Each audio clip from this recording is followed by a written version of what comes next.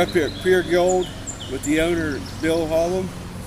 How you doing, Bill? Not bad. Good, good.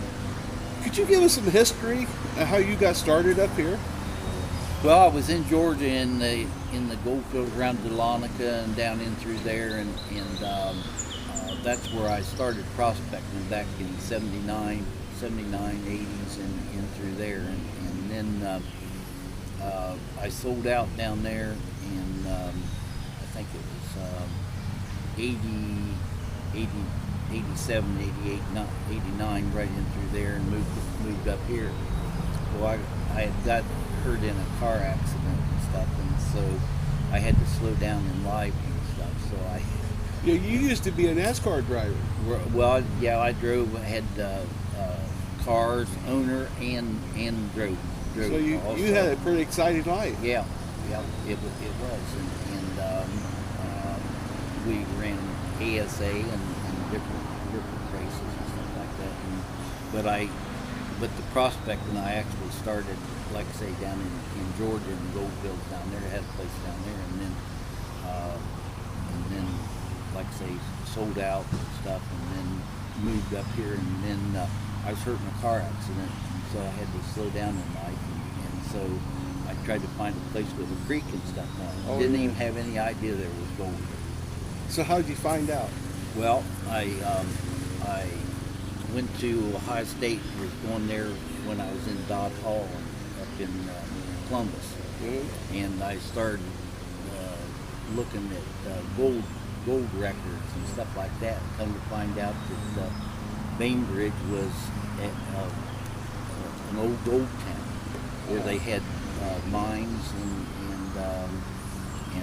people prospected, and it was really a going thing for a number of years up until the government shut the gold down and bought all the gold up, and it was just kind of disappeared. In fact, the Historical Society didn't even know that the history of Bainbridge when I and then I found my first nugget in a creek up in behind the place here, and then I started testing, and it just boomeranged through the 90s. Now you got gold mines on.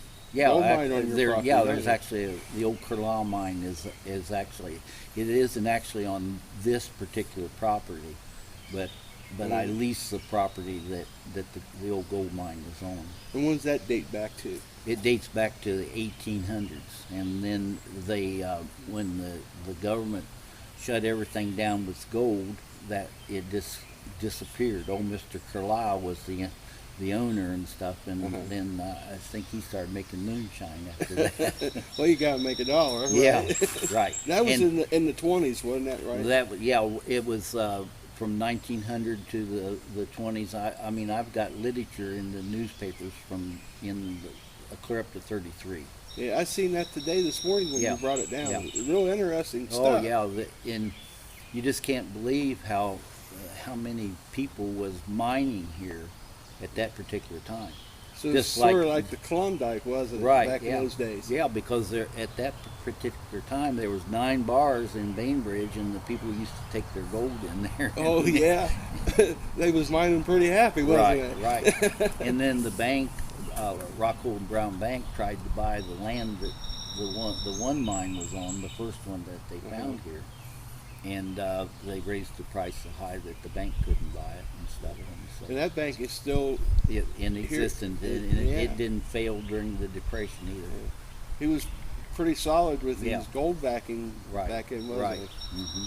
Yeah, if it wasn't for gold, we'd all be broke, wouldn't we? Oh, really? I mean, you take the major nations now, or that's what they're thriving on. China and India and all of them are buying gold and silver. A lot of people don't realize how much gold's in computers and cell phones. Right. I myself take it out of the cell phones and stuff. Oh, do you? Yeah. Mm-hmm. How much gold's really in the cell phone, you think? Well, there's probably $50 to $75 in a cell phone and stuff. So that's why you see commercials on television where they're trying to buy them and give it, pay them the money and get them back and stuff like that. Yeah. At one time, I had probably 200 computers here tearing them apart. Wow. That's a lot of work, though, isn't The it? gold prospectors started up in the 90s back, and then people started coming around, and when Gold Fever and those shows, and they started coming around, and you know, I'd stop by to see because they'd come down and get in the creeks and stuff like that. Yeah. So, when did you start Pure Gold? Probably about 90, 93, 94, somewhere in through there. Now, you don't have to be a member of anything like GPAA to come here? Or? Oh, no. This is just strictly, you know, come and prospect and, you know, and... This is a pay to dig, though, right? Yeah, pay to dig, right. Okay. If they wanted to get a hold of you, what's the best way? Telephone. Just telephone? Yeah. We'll put a link. We'll put the number at the end of the show here. Yeah. And we'll let you know how to get a hold of Bill and so forth. They're real friendly people, as you can see. Bill comes down there and talks to us. Even Gene here, he gives me a hard time. Listen, baby. So he's still giving me a hard time. Yeah. But what's the real history of this town? Well, Was it the first dentist here? the first dentist, the dental college is in Bainbridge, the very first one in. So this area's got a lot of history. Right, and the besides first gold, college right? is just right up the road in the state of Ohio. Yeah, so it's got a lot of But it history. dates in this back area. way before Ohio was even became a state in 1803. See, that I've got records that go clear back in the 1700s. You know, what I mean that this area, you know, was. And when the glacier, see, this is glaciated. This is where the glacier stopped. And the glacier was 2 miles high, just over the hill right there, and it's flat up there, and then you've got this valley, and that's what washed this valley out when that glacier melted, and the Buckskin Creek Valley and stuff like that. Now, most of that gold comes from the volcano area. Well, you're talking about. Yeah, well, and then there's a major fault that runs through here too. Okay. How long does that fault go through? How many miles do you think? Oh golly, it runs probably. I only know of about a mile.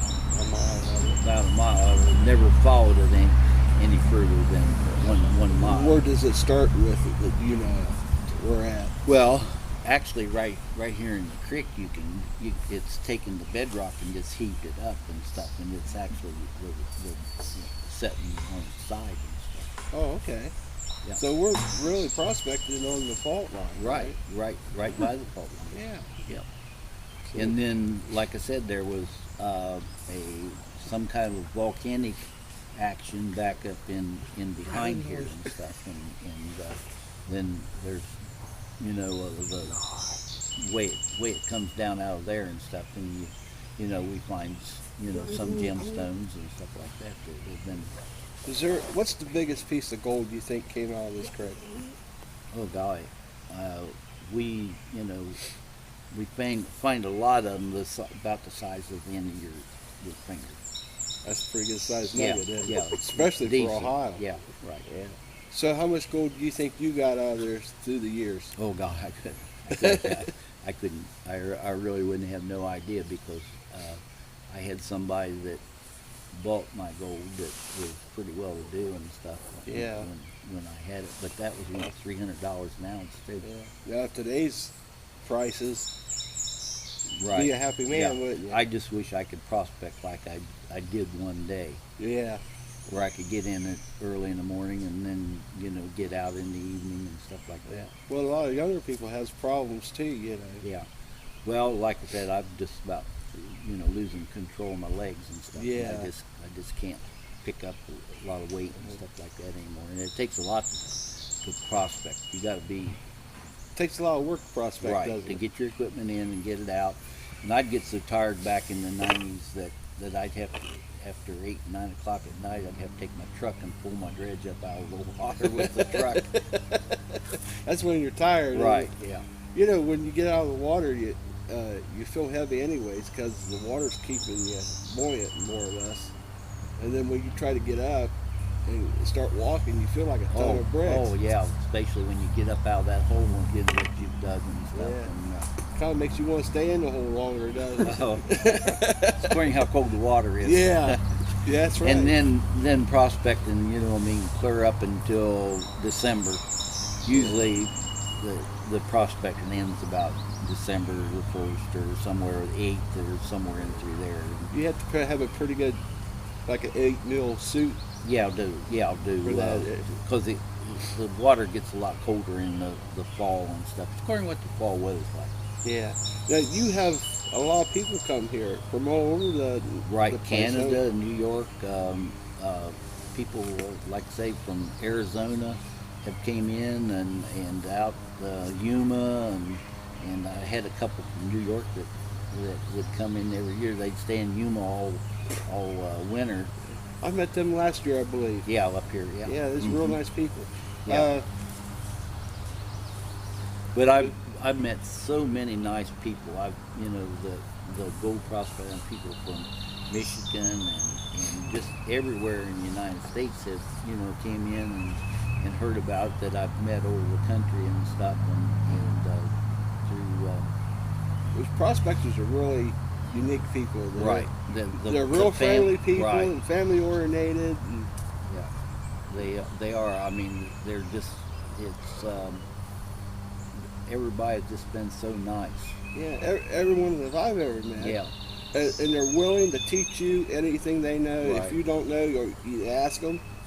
And they don't care to tell you. And there is so much to learn, you know, that, you know, just finding out what everything is. See, I contacted Ohio State University back in the 90s and got together with Mr. Pride up there that runs the department up there. And he used to hook me up with geologists that were studying.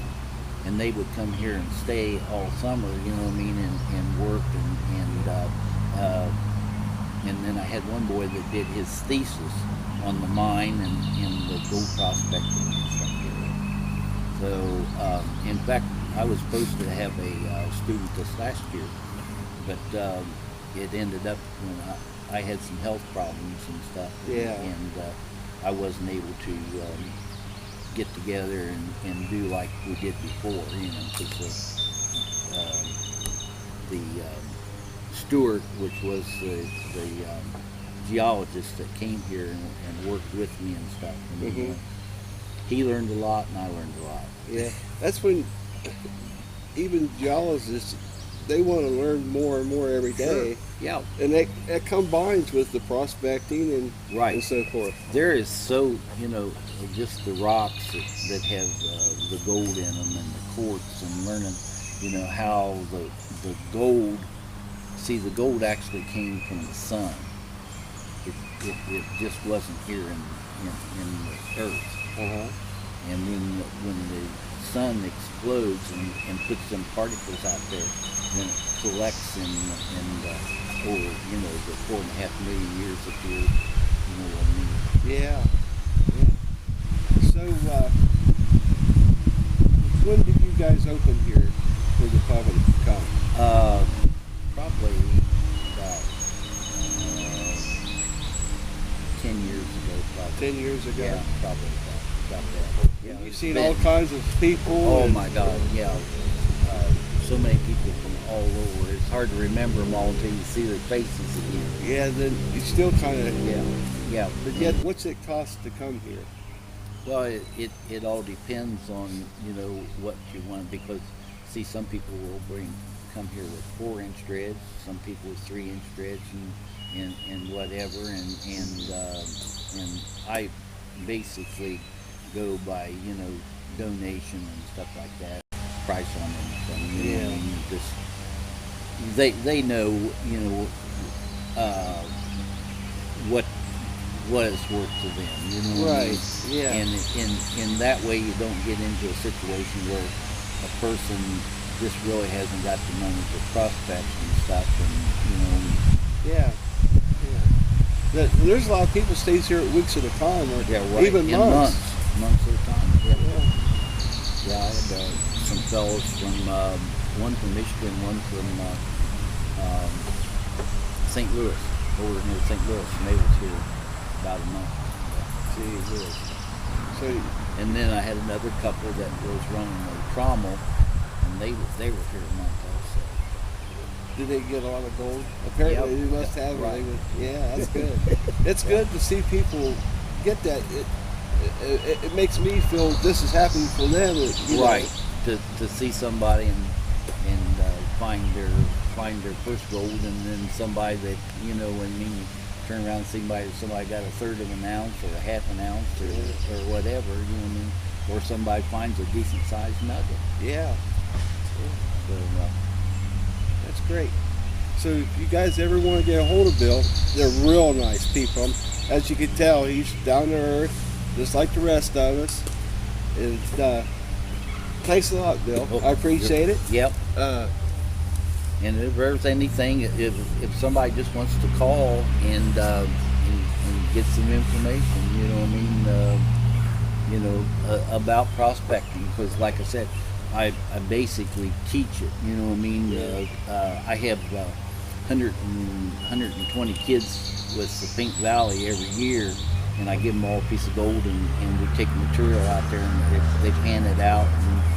And it's the 5th grade in the school and stuff, and they look forward every year to doing that. It makes their day, doesn't it? Right, makes Just their a day. little Right, bitty thing. they spend 3 days at Hollam, and like I say, they pan it, and then what they find they get to keep, and we make sure everybody gets something. Huh? gets a piece of gold and different things. Yeah, I've taught Cub Scout groups at my place, and their faces it's just awesome to see the grins on their face and happiness. And some kids just take a hold and they become prospectors right then and there, and they just can't wait to get to the creek and stuff. Yeah. They can't imagine the equipment we got either. Right. Like dredges and even how the gold pans are formed, and like you say, the high bankers and all that. Yeah. They're just amazed at how they work. And there's a lot to it that people just haven't got any idea what's going on. Yeah, we was dredging here earlier, and we've got barbed wire, and it's been 18 inches underneath, and the people griping about the environment don't realize prospectors are cleaning the environment out. Right. Yeah, they just don't have a clue. Yeah. Well, thanks a lot, Bill. Okay, thank you.